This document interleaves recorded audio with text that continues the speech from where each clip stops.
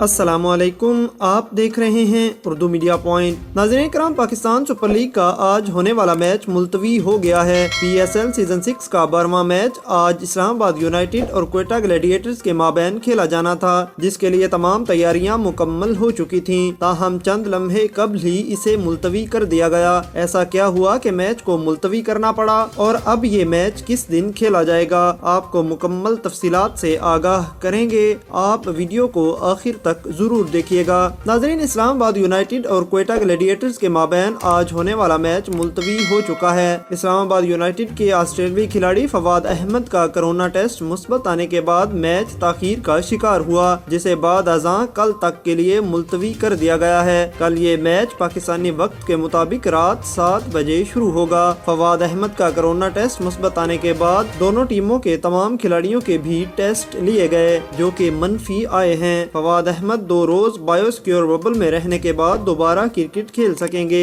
अब ये मैच कल खेला जाएगा, जो कि क्वेटा ग्लैडिएटर्स के लिए बहुत अहम है। क्वेटा ग्लैडिएटर्स PSL की दौड़ से बाहर भी हो सकती है।